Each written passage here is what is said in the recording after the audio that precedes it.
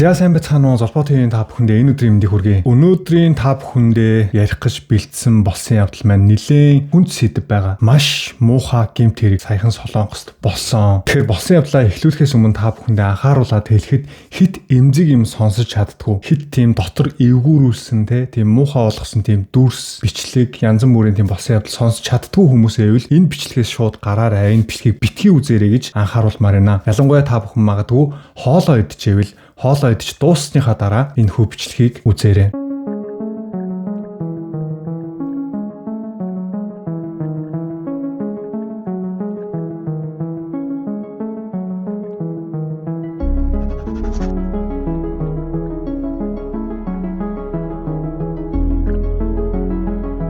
Гэрийнхээ унтлахын өрөөнд амьдаараа ялзарч үхэл рүү алхам алхмаар ойртсон 30 гаруй насны эмэгтэй. Энэхүү хэрэг Солонгост болсон аимшигт гэмт хэрэгүүдээс хамгийн эвгүй, сэтгэл өвтөм, хүний ёсноос хит хэтэрсэн гажууд байдлаар хүн алсан хэрэг болж үлдлээ. Сэтгэл үнэхээр өвдөж байна. Хэргийн газарт авсан охиныхоо зургийг харахад үнэхээр хүнд байсан. Бие нь илжиж гисэн, биеэр нь дүүрэн өт хорхоо явж байсан. Сандал дээрээ суусан чигээрээ бааж шээгээд хоолунд идэж чадаагүйгээс болоод арьс яс болчихсон байсан. Амиа алдсан эмэгтэй бага ангийнхаа хөвгүүнтэй гэрлэж 10 жилийн турш хамт амьдарсан. Гэвч нөхөр нь эцэстээ эхнэрээ орхин эмчилгээ тусламжгүйгээр үхэлд хүргэсэн хэрэгт сэжиглэгдэн баривчлагдсан. Тэр бол үнэхээр хүний дүр зүүсэн араатан. Биднэрт ямар нэгэн өв шонзон байсан юм болооч гэж бодох юм. Эсвэл миний охинд тэгтлээ их өшргсөн юм болов мэдэхгүй. Яагаад ийм аимшигтай үйлдэл хийсэн юм бол тэрийг үнэхээр мэдмээр байна. Хүмүүс надаас асуудаг байсан. Та яагаад хүргэндээ ингэж сайн ханддаг юм бэ гэж. Гэтэл энэ алуурчин миний араас хутга дүрхшгэл боллоо. Цоглог хүмүүстэй ийдэг харьцдаг. Ажилсаг, цог золбоотой байсан Ким Мин Жи бүсгүй. Гэтэл нөхөр нь эхнэрийнх нь биеийг өтөж өмхий үнээр ханхалж байхад хүртэл Минжи бүсгүйн ар гэр бүл рүү залгаж би сайн алсарч байгаа гэж тайвшруулж олон сар гэр бүлийг нь хуурчээ. Амьд байхдаа эхнэр нь нөхөртөө эмнэлэгт хүргээд өгөөч гэж гуйж байсан баримтч олдсон. Тэр хэлэхдээ түргэн тусламж дууссан өдрийн өмнөх өдөр охиныг мань харсан гэж хэлсэн. Тэгвэл тийм аимшигтай болсныг нь харсан бол шууд цагтаа дуудлага өгөх ёстой биз дээ. Яагаад маргааш нь түргэн дуудсан юм? Яагаад? Аврал хүсэж төвчж байсан эмэгтэй дуу хоолойг харамсалтай нь сонсох хүн байсангүй. Яагаад Минжи бүсгүй гэртээ өт хорхоонд баригдан өдөр хоногийг өнгөрүүлж, тамлуулж амьсгаа хураасан юм бол 11 сарын 17-нд Кёнги мууж Пажу хотын нэгэн орон сууцанд түргэн тусламжийн дуудлага ирснээр хэрэг илэрсэн. Яг энэ газар Минжи эмэгтэй аимшигтай байдалтай олдсон юм. Хөршүүд нь Минжи эмэгтэйг хараагүй маш удсан гэж ярьж байлаа. Тэр эмэгтэй харагдаагүй олон сар болж байна. Би нөхрөөсөө асууж байсан. Хөшайлын эхнэр ойрын хитэн сар нэг ч харагдсангүй. Энэ хоёроо салчихсан юм байх таа гэж тэгсэн ямар аимшигтай юм болоо вэ? 11 сарын 17-ны өглөөний 8 цаг 18 минутад нөхөр нь түргэн тусламжийн дугаарлуу залгаж эхнэр минь ухаангүй байна гэж тусламж хүссэн байгаа юм. Яаралтай тусламжийн ажилчид 6 минутын дараа гэрт нь явж орсон. Сурвалжлагч тухайн үед хамгийн анх гэрт нь явж орсон тусламжийн ажилчинтай уулзаж ярилцлага авлаа. Гэрийнх нь үүдийг онгоолгоод ортол гутлын шүүгээ хавцаанаас шууд баас шивтрийн үнэр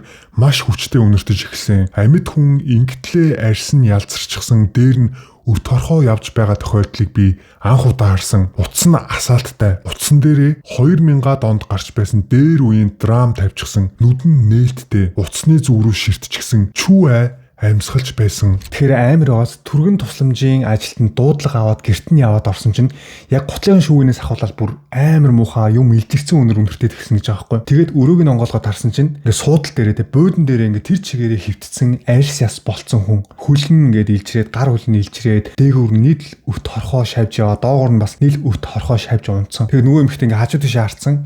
Утас нь асаалттай. Утсан дээр нь ингээд нэг драм тоглуулсан те. Тэгээд утас руугаа ингээд харцсан нүдэ ханаад ингээд хальт амьсгаа аваад сууж исэн гэж байгаа байхгүй. Түргэн тусламжийн ажилтны өөрийн утсан дээр дарж авсан зургийг хартал бүх бие нь баас шээстэй хутгалтчихсан, гар хөл нь илжирч эхлээд нилээн удсан байдалтай. Өрөөгөөр нь дүүрэн удаан цэвэрлээгүй хог шивтэр ханхалж байлаа. Гэхдээ хамгийн аимшигтай нь юу байсан гээч? Эмэгтэй хөл гар бас газар гээд тоолж барамгүй олон өвт байсан. Хүнжил даавн дээр харагдаж байгаа энэ цагаан юмнууд бүгд өт. Илжирчгсэн арьсны завсаар нь ялаа аль хэдийнэ өндгөлчихсөн нааш цаашаа нисэж байсан. Минжи бүсгүй яагаад гэртээ ингэж аимшигтай байдалд удаан зовж тарчилсан юм бол? Сурвалжлагчид үнэн бодит болсон процессыг мэдхийн тулд хохирогч бүсгүйн ар гэр бүлтэй нь уулзлаа. Өнгөрсөн 9 сард би эгчтэйгээ хамт нэг шөнө 2 хоног амралтанд явахдаа хамт авахулсан зураг энэ байна. Эгч минь ердөө жилийн өмнө зүгээр байсан. Миний хүсэл мөрөөдөл гэр бүлээрээ бүгдээрээ хамтдаа аяллаар явах байсан. Тэгж байгаад бүүндээ аяллаар явъя гэж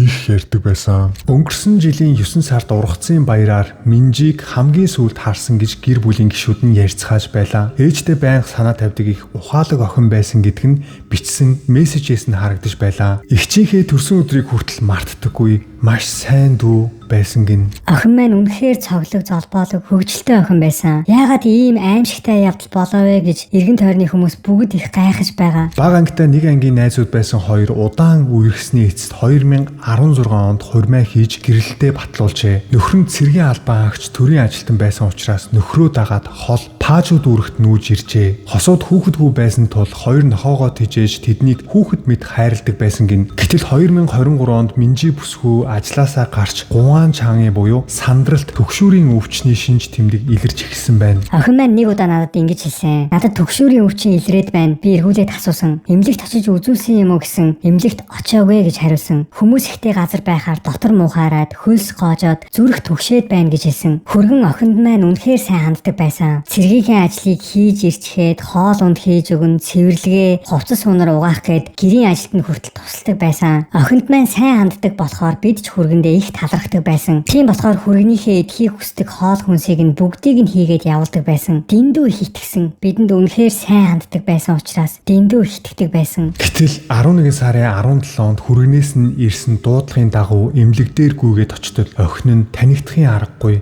аимшигтай байдалтай эмнэлгийн орон дээр хөвтөж байлаа. Эмч ороод ир гэж хэлээд хүрэгний ээжтэй хамт манай гэр бүл эмчийн өрөөнд яваад орсон. Эмч компьютерийн дэлгэцээр охины маань зургуудыг харуулсан. Доогуура гуй хэсгээрээ илжрээд хүний гуй гэж хэлхийн аргагүй болсон байсан. Би эхлээд хүн биш байна гэж бодсон. Нэг өглөө хайртай охиноо алдсан ээж аав хоёр Минжи эмнэлэгт хүргэгдэж ирээд маргааш нь амьсгал хураасан. Түүний чин 3 сарын дотор ойролцоогоор 30 хил хасагдсан байлаа. Үнэхээр их сэтгэл өвдөж байна. Миний охины бүх бие нь ялцарч өт хорхоо өдөж байх хооронд ямар их өвдөж зовж шаналсан бол. Охин нь ийм хурдан энэ хорвоог орхино гэж хинч төсөөлж бодсонгүй. Дуудлага өгөхөөс 13 хоногийн өмнө охин нь ээжтэйгээ утсаар ирсэн байна. Би 6 цагийн үед залгаад яасан та хоёр зүгээр үү гэж асуусан. Тэгсэн өөдөөс охин маань гэдэл байсан. Өөр юу ч ярихгүй байсан. Хоолоо идсэн юм уу гэж эргүүлээ асуусан. л гээд байсан. За яг түргэн тусламжид дуудлага өгөхөөс 13 хоногийн өмнө ээж нь охинтойгоо уцаар ирсэн гэж байгаа байхгүй. Тэгээ уцаар ирсэн охин нь өөдөөс нь л гэдсэн гэж байгаа. За тэгээ энэ нэвтрүүлгийг бэлтжижсэн сурвалжлагч бүр гайхаад тэгээ та охин чинь гээд хахад өөдөөс нь өөр юм асуугаагүй мүү гэд гайхаад асууж байгаа. Тэгсэн ээж нь юу гэж хариулсан бэ гэхээр миний асууж байгаа асуулт болгонд гэ хариулаад тахаар нь би зүгээр л юм болов гэж ойлгосон гэж байгаа байхгүй. Тэгээ би энэ болсон явдлыг бэлдэж байхдаа миний нэг бас гайхсан юм юу гэхээр охин нь өөдөөс нь гэдгээр ямарваа нэг юм болсон байна гэж бодоод айлсгүй өөр янз бүрийн юм асуугаад ч юм уу чи яасан зүгээр үү яагаад өөр юм ярихгүй байлиг өөр юм ярьдаа ч юм уу асуугаад асуусан асуултанд нь оновчтой хариулахгүй бол ямар ч эцэг их өгнө за энэ ямар нэг юм болохоо байсан байна гэд шууд гэрлүүн яваад очин үстэй. Тэгээ ээж аав их чуруунд те 1 жил 6 сарын турш охин дээр яагаад нэг ч удаа явж очоогүй бол гэдгийг би бүр энэ босон явдлыг бэлтэж байхдаа гайхаж байгаа байхгүй юу. Пажу гэдэг хол газар гэхдээ бүр тийм нэг амар хол бүр 4-5 цаг явдаг газар биш байхгүй юу. Хүсрээл 1 цаг 2 цагийн л зайтай байдаг сөүлээс. 119 дуудлага өгөхөөс 1 хоногийн өмнө хүргэн нь гэрийн ариун цэврийн өрөө цэвэрлсэн зураг бичлэгээ гэр бүлийн чатаар явуулжээ. Түүнчлэн охинд нь бантан хийж өглөө гэж зураг явуулж ээжийг нь тайвшруулсан байна. Одоо эргээд харахад тэр өдөр нөхрийнх нь хийсэн үйлдэл бүхэн их сонин сэжиг бүхий байсан байна. Бидэнд өс хонзон санаж амьдсан юм байх та. Яаж тийм үг амнаас нь гардаг байна? Эрүүл ухаантай хүн мөн үү? Ёстой мэдэхгүй. Охин нь эмнэлэгт хүргэгдэж ирээд ганц хоног л тиссэн. Аз болоход биеийн бүх шинжилгээг авах боломжтой байсан. Үхлийн шалтгаан нь сепсисээс буюу цусны халдвараас үүдэлтэй зүрх цогцолт гэж гарсан. Биеийнх нь бүх хэсэгт үхжилт явагдсан байсан. Хевлийд нь 7 литр орчим ус хурсан байлаа. Гэзэнд нь ийм их ус хурсан шалтгаан бол бөөр ноцтой гэмтсний шинж тэмдэг бөөр ажиллагаагүй болох хэмжээнд гидсэн доторхоо гадагшлуулж чадаагүй байна гэдэг нь 24 цаг өнгөрсөн байгааг маш тод харуулж байна. Энэ чигээрээ 7 литр ус гизэнд нь хурсан байгааг харахад маш олон хоног ялгцсаа гадагшлуулж чадаагүй гэсэн үг. Илжирлийн явцыг 4 ангилж үздэг. Талигачийн биеийг харахад дийлэнх хэсгүүд нь 4 дахь шатандаа орчихсон байсан. Тэгэхээр энэгээр юу хэлэх гээд байна вэ гэхлээр энэ хэмжээнд хүрсэн байна гэдэг маш олон 7 хоногийг энэ чигээр нь орхисон гэж харж болно. Мэргэжилтийн хэлэхдээ талигаас хэсэг хугацааны дараа өөрийнхөө биеийн байдлыг ямар аюултай төвшөнд байгаа гэдгийг ялгаж салгаж бодож чадахгүй төвшөнд хүрсэн байх магадлал маш өндөр гэж хариуллаа. Яг нэг байрлалаад ямар ч хөдөлгөөнгүй багаар өвдөх үйл явц явагдсан учраас өөрөө маш их хэмжээний өвдөлтийг мэдрээгүй өнгөрсөн байх. Комонд орчихсон нойрмог байдалтай өнгөрсөн гэж харж болно. За тэгсэн сурвалжлагч эмчээс асууж байгаа. Хэрвээ эмэгтэйг хэд хоногийн өмнө 7 хоногийн өмнө эмнэлэгт хүргэгдээд эмчлүүлсэн бол аврагдах боломж байсан уу гэсэн. Байсан, байлгүй яах вэ? Талигачийн цус бохирдож энэ тэнд нь халдвар авсан учраас зүрхэн зогссон болохоос халдварын голомтыг нь эмчилж ариун нөхцөлд эрчим тэмчилгээ эхлүүлсэн бол амьд гарах боломж хангалттай байсан. Баас шээсэндээ булагдаж багаар амьдаараа илжирсэн Минжи бүсгүй нөхөр нь тэгвэл энэ хугацаанд яаж эхнэрээ харж хандаж байсан болоо. Хосуудын амьдарч байсан газар бол Пажууд үүрэгт байрлах нэгэн цэргийн орон сууц. Бид нар нааш цаашаа явхад тийм муухай үнэр танар бол гаднаас гарахгүй байсан. Нөх орж гардаггүй байсан болохоор тэрүү бид нар бол анзаараагүй. Хаяа нэг нөхөр нь арх ус авч гэртээ орж байгаа л харагддаг байсан. Зарим нэг хөршүүд нь хэлэхдээ нөхөр нь их арх авч орж байгаа харагддаг гэж ярилцлага өглөө. Доод талын айл нь заримдаа шөнийн 2 цагийн үед их чимээ гардаг байсан. Ялангуяа сүүлийн 2-7 хоног бол шөнө болгон маш хүчтэй чимээ гардаг болсон гэж хариулв. Тэгвэл Минжи эмэгтэйн бие нь хизээнээс эхлээд өвдөж ирсэн юм бол 2024 оны 3 сараас хүргэлтээр маш их шархны лент, шархны эм, онлайнаар захиалсан баримтуудыг олж илрүүллээ. Тэгвэл нөхөр нь эхнэрээ ийм аимшигтай байдал хүртэл нь мэдээгүй байсан гэж үү? Тэр хэлэхдээ хүнжил нөмөрчгсөн байсан болохоор би мэдээгүй гэж хариулсан. Үнэр гарч байгааг нь ч мэдээгүй. Өрөөрөө нь орох болгонд үнэртгүүлэгч цацчихсан байсан болохоор юу ч үнэртдэггүй байсан. Бүр толгоо өвдөлт их цацчдаг байсан болохоор би үнэхээр мэдээгүй гэж надад хэлсэн. Ар гэр бүлийнхэн сонсноор бол эхнэр нь үнэртүүлэгч хэтэрхий их цацснаас болж мэдэх боломж байгаагүй гэж нөхөр нь тайлбарлсан гин. Түүнчлэн эхнэртэй байнга хоол хийж өгч байгаа зургаа ар гэр бүлийнхэнд нь явуулдаг. 11 сарын 17-нд 119 дуудлага өгөхөөс 11 хоногийн өмнө хадам ээжтэйгээ мессежээр оройн хоолны талаар чатлсан чат нь байлаа. Ээж нь охиныг нь сайн харж хандаж байгаа талархаад хүргэндээ төрөл бүрийн панчаан хүртэл бэлдэж өгч явуулсан байна. Энэ нөхөр зүгээр л биднийг хуурахын тулд янз бүрийн арга хэрэгэлдэг байсан гэдгийг одоо бүх юм өнгөрсөн хойно л ойлгож байна. Тэгвэл нөхөр нь үнэхээр эхнэрийнх нь биеийг илжирч баас шээсэндээ хутгалдаж байхад мэдээгүй байх боломжтой гэж үү? Охин маань шүл уумаар байна гэд шүл хийж өгсөн гэсэн. Тэгсэн ууж байгаад хүнжил рүүгээ асгаад би одоо хүнжлийг нь угааж байна гэж надад хэлж байсан. Тэгэхээр энэ бүгд худлаа гэдэг нь мэдэгдэж байгаастай. Хүнжлийг нь авсан бол хөл гар гэд биеийн байдлыг нь харсан л байж таараа шүү дээ. Хав хар өнгөтэй болчихсон дээр нь өвд хорхоо ялаа шавчихсан байхад мэдээгүй гэж хэлж байгаад нь хин итгэх юм бэ?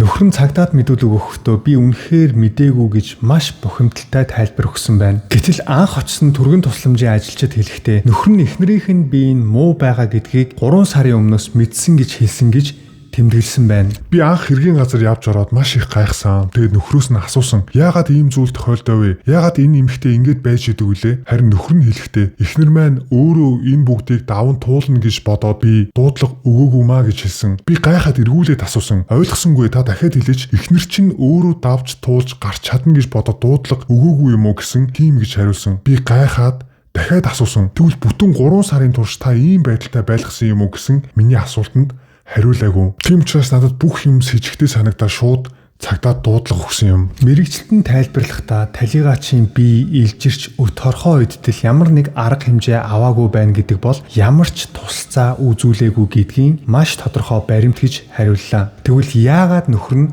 эхнэрээ ийм аимшигтай болтол мэдээгүй гэж яриад байгаа юм бол? Би мэдж байсан, мэдсэн гэж хэлвэл бүр сонирн биш гэж үү? Илжирч байхад нь би ямар ч арга хэмжээ аваагүй гэж хинч хариулахгүй шүү дээ. Ойлгомжтой мэдээгүй би өмнөх өдөр нь мэдсэн л гэж хариулна. Гэхдээ логикийн хувьд боломжтой харагдаж байна уу? Энэ зураг, баримт бүгдийг нь хилээд өгч байна шүү дээ. Энд тэнд нь цоор дүүсчихсэн, илжирээд өт хорхоонд бариулаад гидсээр нь ус дүүрчихсэн. Мах бодийн талаас дээш хувь нь ялцарч байхгүй болж байхад эмэгтэй хувьд бол бүр өвдөлтийг мэдрэхээ болсон хэмжээнд хүрсэн байсан. Зүгээр л үхчихсэн байсан.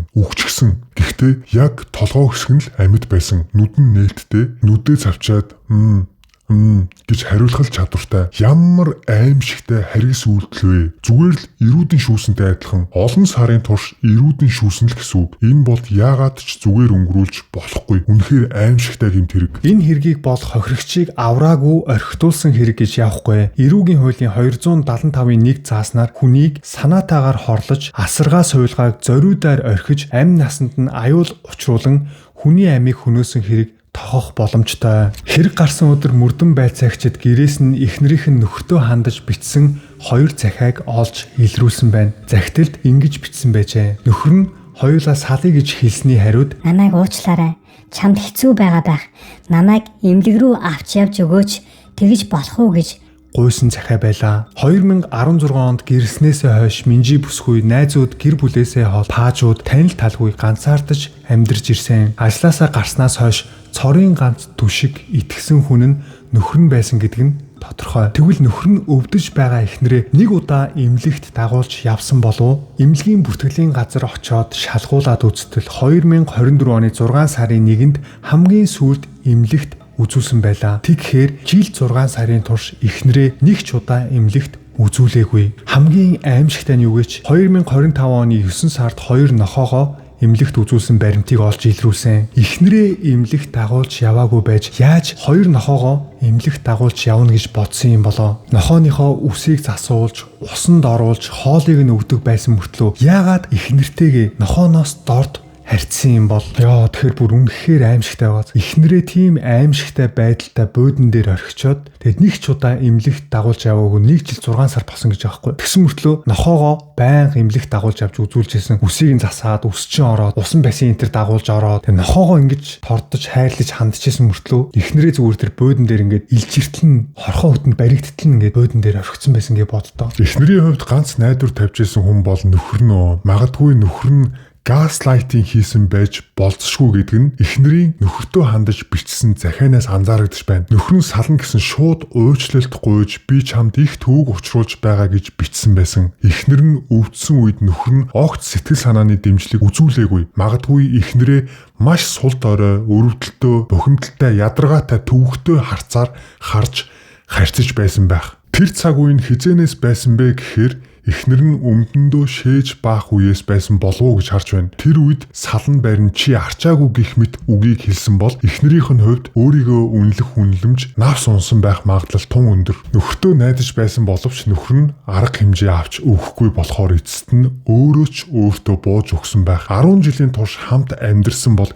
хичнээн муу байсан ч бие биедээ тодорхой хэмжээнд дассан байгаа шүү дээ. Гэтэл ийм байдалтай орхино гэдэг бол үнэхээр аимшигтай гэмт хэрэг. Хэрвээ өөрөө өөрийн гараар ямар нэг муу үйлдэл хийх юм уу? Хүний амийг хөнөөсөн бол ямар ял шийтгэл үүрнэ гэдгээ цэргийн албан хаагч төрд ажилладаг хүн бол маш сайн мэдж байгаа. Мэдхийн дээдээр мэдж байгаа. Тийм болохоор хариуцлага үүрэхгүй тулд албаар зүгээр орхигдуулсан байж болзошгүй. Юу хэлэх гээд байна вэ гэхлээр магадгүй бэртээ чихэд тэр чигээр нь орхиод хэсэг хугацаа өнгөртөл бүр гадагшаа мэдэгдэх боломжгүй хэмжээнд хүрсэн байж болох юм. Тэгэхээр яг энэ нэвтрүүлгийн дор энэ болсон явдлын дор солонгос хүмүүсийн тэр үлдээсэн бичсэн сэтгэлдлүүдийг би уншиж үзсэн л дээ. Дийлэх хүмүүс нь юу гэж бичсэн байсан бэ гэхлээр энэ цэргийн эрэхтэй эхнэрээсээ салах гэж оролдоод эхнэр нь салахгүй те эхнэрээ ер нь байнга тийм гаслайтинг хийж эхнэрээ их дарамтлж амьдэрдэг байжгаад тэгээ ийм хүмүүс амар зэвүүн шүү дээ. Эхнэрийнхаа ар гэр бүлт нь бүр учиргүй сайн хүн шиг харагдаж чаддаг. Амар жүжигчин. Тэгсэн мөртлөө яг бодит гэртээ хоёулахна байхдаа амар муухай тэр эмэгтэйд буруу өгч гаслайтинг хийж амьдэрдэг ийм муухай хүмүүс байдаг. Эхнэрээ одоо цохиод ч юм уу ямарваа нэгэн байдлаар бэртээгээд тэр эмэгтэйг ингээ те хөдөлж чадахгүй хэмжээнд оронгууд нь буудан дээр аваачаа тавьсан. Тэгээ хэсэг хугацаа өнгөрөөд нөгөөх нь бүр ингээ те илжирч байгаад ингээ аимшигтай болчингууд нь одоо цагдаа дуудах боломжгүй болчихно штэ. Байлгасараад тэгээ эцэст нь яг аимсгал хураахаас өмнө гяс цагдаа дуудаж өөрөө энэ бэртээсэн энэ эмэгтэйд аюул учруулсан гэсэн гэмт хэрэгээс бултахын тулд энэ ингээ өвчин тусаад өөрөө ингээ энэ буудан дээр байж байгаад би тасарч хандж байгаа үхчлээ гэсэн тийм нэг дүр төрхийг л бүтээх гэж оролцсон юм шиг байгаа. Нөхөр нь хэргийн газраас шууд баривчлагдсан. Өнгөрсөн 11 сарын 26-нд хүн алсан хэрэгээр цэргийн прокурорт хүлээлгэн өгсөн. Сурвалжлагчид цэргийн ангид очиж хэрэг хэрхэн шийдэгдэж байгаа талаар асуух гэсэн боловч мөрдөн шалгалт үргэлжилж буй тул дэлгэрэнгүй тайлбар өгөх боломжгүй. Хэрэгтнийг хууль дүрмийн дагуу хүнд ял оноох болно гэж бидэнд хариуллаа. Ээж аав нь охинтойгоо өнгөрүүлсэн аз жаргалтай мөчийг л дурсахыг хүсэж байгаа боловч хамгийн сүүлд охиноо эмнэлэгт харсан төрхөн нүднээс гарахгүй юм гэж харамсаж уйлж байлаа. Дэндүү ихтгсэн.